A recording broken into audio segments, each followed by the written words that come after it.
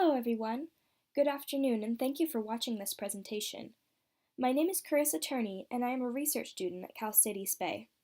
I attended the Ukulele Festival in Union City in order to complete my research about how playing the ukulele and being in community with other players affects social relationships.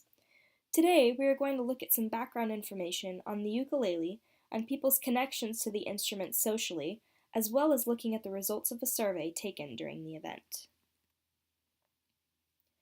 So you might be wondering, why did I choose to research about the ukulele? Well, the ukulele is a cultural instrument that plays an important role in society, both historically and today. However, there has been limited research done on how the ukulele, or instruments in general, can bring people together, so I wanted to learn more about that, in addition to general information about if or how this event has brought people closer together. Despite popular belief, the ukulele did not originate in Hawaii. It was actually first brought to Hawaii in 1879 by Portuguese immigrants. While trying to rediscover the cultural and music aspect of the Hawaiian Islands, an anthropologist named Helen Roberts discovered this. Even so, the year after Helen Roberts made this discovery, the little instrument became popular all over the world. At that time, ukuleles bursted in sales for only $2 each. People loved to play the ukulele and sing along with their favorite radio tunes.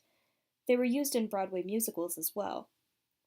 This sparked Hawaiian musicians to form, leading to other covers and imitations of these performances. Stringed instruments became more and more popular. Because these Hawaiian musicians performed and they were portrayed in the media, many people did not recognize the Portuguese roots of the instrument.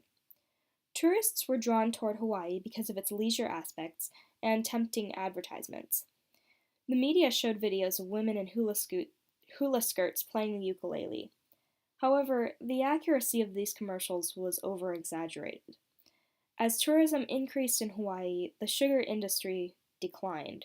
Because of this, the people of La'i, or an area on the island of Oahu, decided to reintroduce the, excuse my pronunciation, hikilau, or Hawaiian fishing, to attract people from Honolulu. The people of La'i gave these tourists entertainment with snacks, attractions, and ukulele serenades. In 2013 alone, over $1 billion in stringed instruments were sold.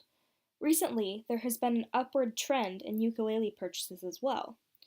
Multiple ukulele professionals think that a ukulele class should be offered in late elementary school or early middle school because it is cheap, simple, and fun to play.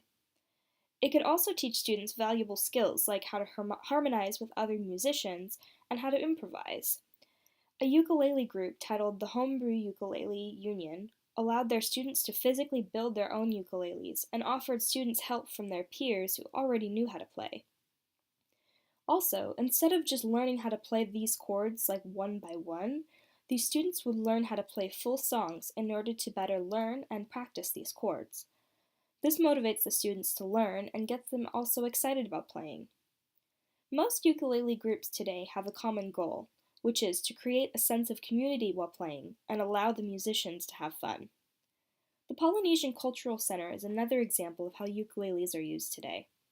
This is a tourist attraction in Hawaii that shows the cultural and lifestyle of the Polynesians. Recently, a new exhibit was just opened in Oahu called the Ukulele Experience. This shows its history and how the ukulele is made. In the grand opening, they performed a cultural ceremony that involved Hawaiian chants and ukulele shows. This is open today and is a family-friendly exhibit that allows you to learn more and purchase a ukulele of your own.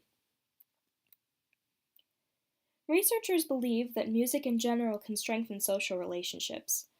According to Jill Sutty and Stefan Kolesh, who is a psychologist of music and professional at Freie University, he said, quote, "Music impacts our ability to connect with one another by impacting brain circuits involved in empathy, trust, and cooperation.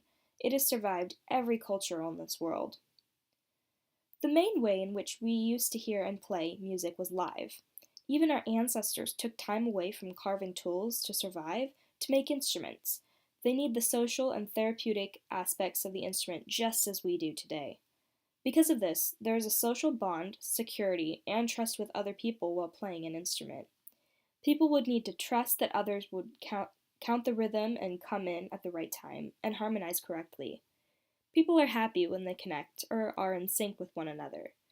Singing and playing together involves working together as a team, feeling the music together, moving or harmonizing at the correct times. This allows for not only being in sync in the music, but also being in sync socially. Additionally, in multiple research studies, listening to and singing music has been proven to release oxytocin, which helps create social trust. In order for the customers to be satisfied in a festival or want to come in the first place, it has to be marketed correctly to appeal to the public and the target audience. In order to measure the customer's satisfaction and loyalty to the event must be marketed appropriately to appeal to the public. People tend to hear or want to go to a festival through hearing about it in the media, through friends, and their local travel agencies. As far as what people actually want to see in the event, studies have shown that they want an organized program, high quality food, and a means in which to purchase goods or souvenirs. So, once again, a survey design will be used for the event research. I had the option for a QR code, but I found it easier to ask around and write the responses on a clipboard. These questions included quantitative and qualitative questions, in addition to multiple choice and free response questions. Specifically, there were questions on demographics and experiences at the event. The sample size was 25 people.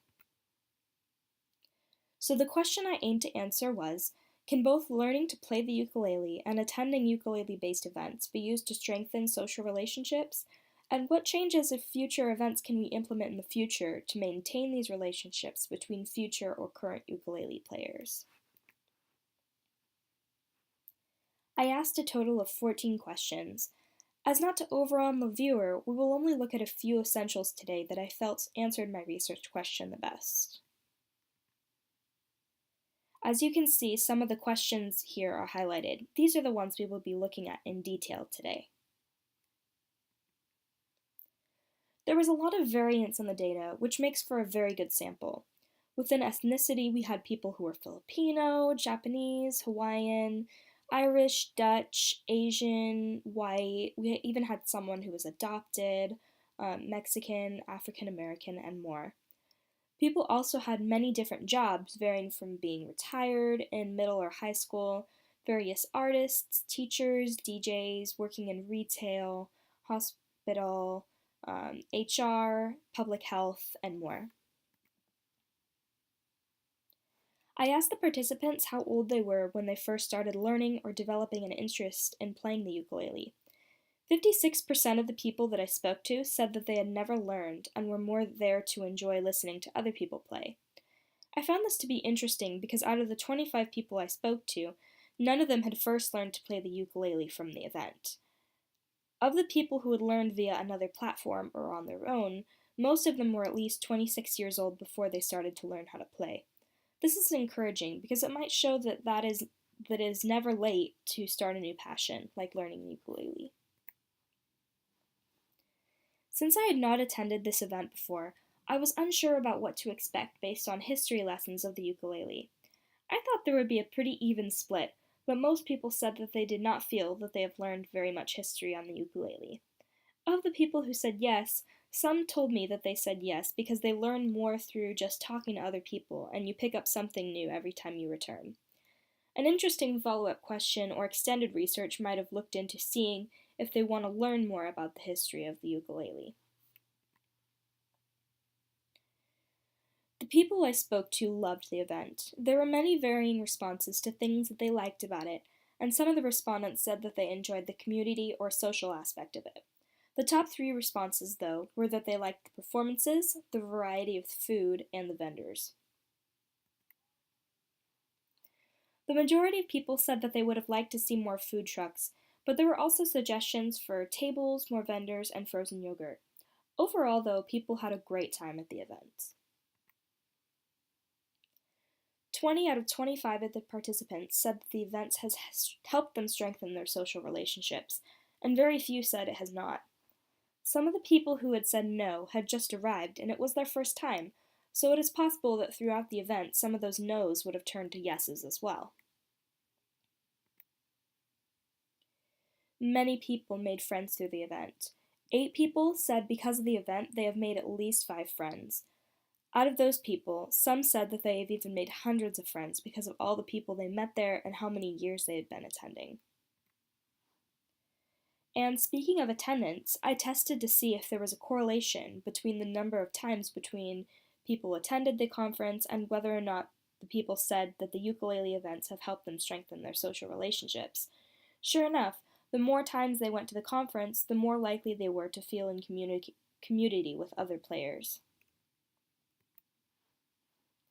So, looking back at our question, relationships are strengthened by the social aspect of playing and learning instruments together. It is likely because of the event that brings people closer together with a common interest of music. Music is one of the best ways we as a society can connect. As far as what we can be doing to ensure that these relationships are maintained, the event should continue to offer people the experience to play and be in community with others. The patrons suggested also adding things like food options, adding frozen yogurt, and adding chairs or tables. Here are the references I used in my presentation. Thank you so much for listening. A Piktochart is in the description below with some of the highlights of my presentation, so you're more than welcome to take a look at that. My contact information is included there too, so you can feel free to comment or contact me if you have any questions. Have a great day, everyone, and remember to attend the next ukulele festival.